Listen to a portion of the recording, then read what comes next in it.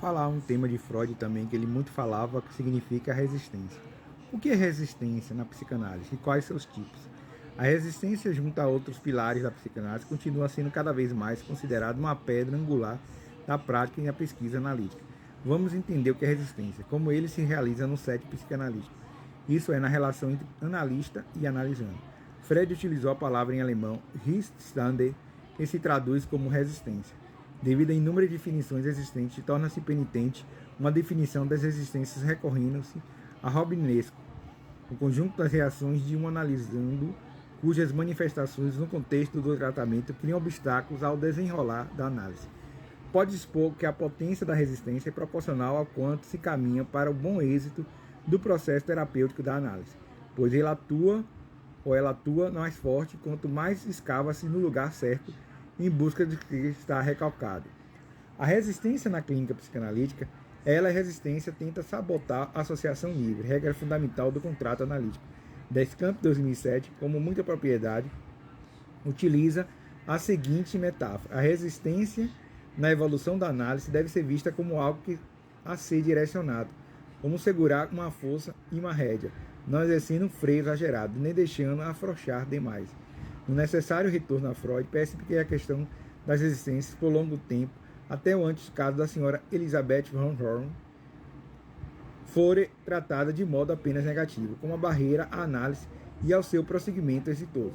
Foi no caso de Elizabeth von Horn, no caso da Elizabeth von Horn, 1893, ricamente relatado junto a outros 4 casos em estudos sobre a histeria, de 1893 a 1895, que Freud relata não ter sido bem sucedido com a técnica da hipnose, como um procedimento de insistência por parte do psicanalista em contrapartida à resistência do paciente.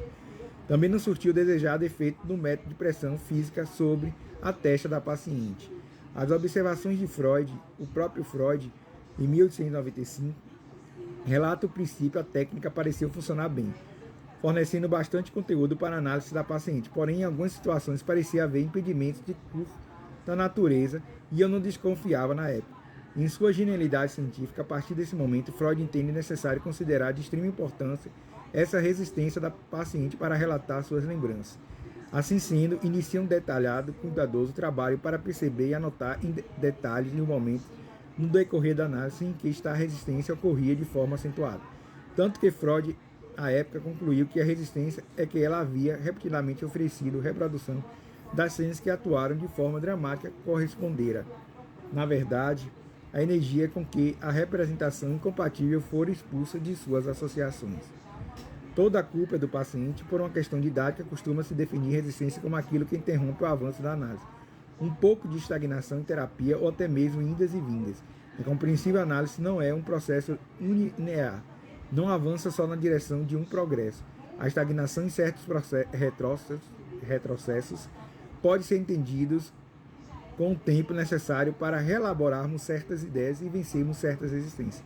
Mas quando a terapia fica estagnada por vários meses, esta pseudoterapia pode estar apenas servindo como uma resistência para o analisando realmente não se confrontar.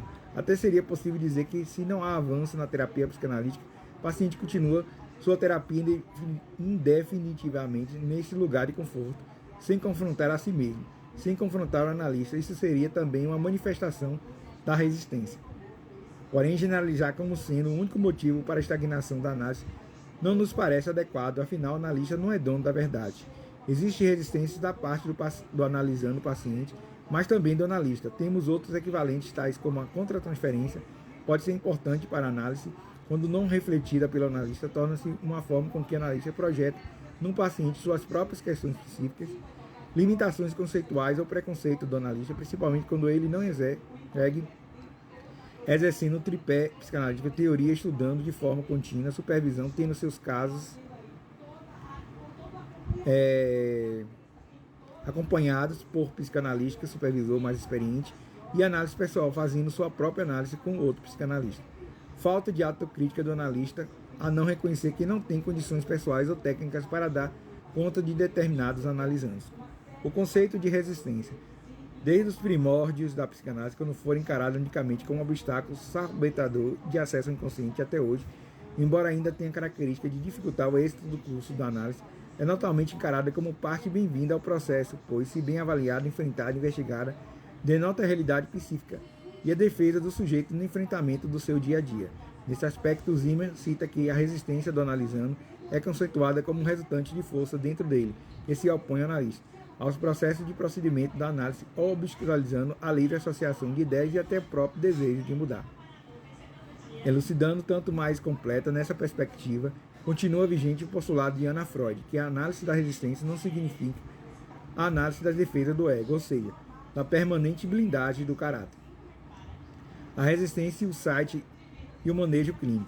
Como já exposto, a resistência atua no site como modo de sabotar a regra fundamental da livre associação de ideias por parte do analisando. O site deve ser trabalhado, investigado e compilado com extremo cuidado.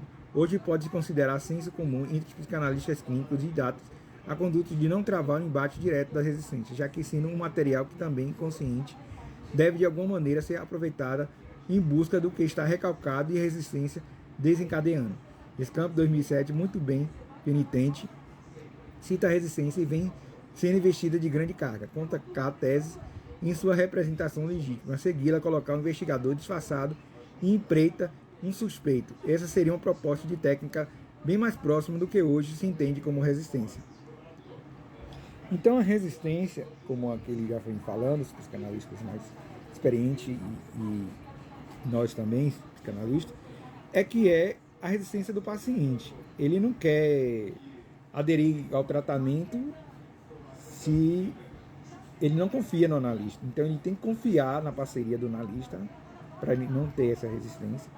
E além disso, essa resistência, porque às vezes é doloroso a pessoa contar realmente o que está recalcado lá, o que está no inconsciente dela. Então isso pode causar dor e ele não quer sofrer essa dor de novo. Ele não quer passar por essa dor.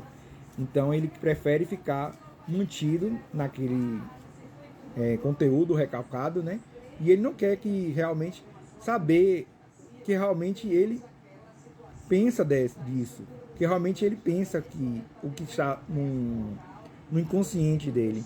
Então é muito difícil o paciente aderir ao tratamento se ele não for ao inconsciente e refletir sobre esse inconsciente dele, e para poder refletir sobre o problema dele, que é que está causando angústia, medo, pânico, ansiedade, angústia. E ele vai buscar exatamente se esconder atrás desse conteúdo recalcado. Ele vai procurar proteger esse conteúdo. E só a terapia com a análise e vencendo as resistências que poderemos chegar realmente com o que ele quer com a terapia. Isso é resistência.